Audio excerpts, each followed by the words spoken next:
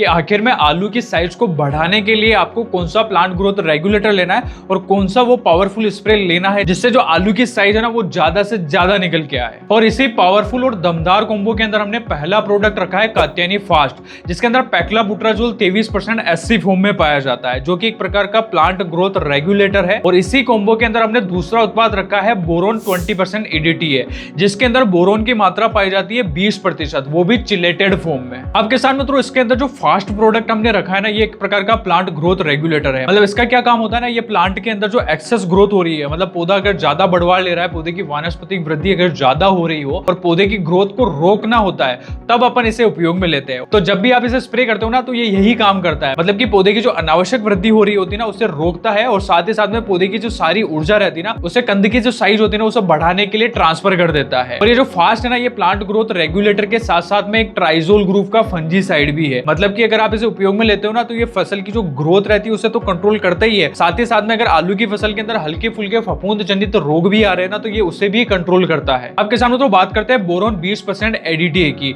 अब ये जो बोरोन है ना, ये आपको फास्ट के साथ में क्यों मिलाना है? क्योंकि क्या होता है ना कि अगर अपन बोरोन फास्ट के साथ में मिलाते हैं ना, तो एक तो इसकी कंपेटेबिलिटी का कोई इशू नहीं आता, मतलब गोल फटने की शिकायत नहीं आएगी, क्योंकि बोरोन जो है ना, ये इसके अंदर ईडीटी फॉर्म में पाया जाता है, मतलब कि चिलेटेड फॉर्म में पाया जाता है। तो चिलेटेड फॉर्म में होने के कारण आप इसे आसानी से मिला सकते हो। और इसके अंदर जो बोरोन 20% पाया जाता है ना, ये क्या करता है, पौधे की जो सारी ऊर्जा रहती है, पौधे की जो पत्तियां है उसके अंदर जितना भी खाना बन रहा होता है ना, जितना भी शुगर रहता है ना, जितना भी रस रहता है ना, ये सारी की सारी जो ऊर्जा रहती है ना, ये बोरोन उसे पौधे की कंद की ओर ट्रांसफर कर देता है। उसी कारण जो कंद की जो साइज बन रही है ना, ये उसे बढ़ाने में मदद करता है।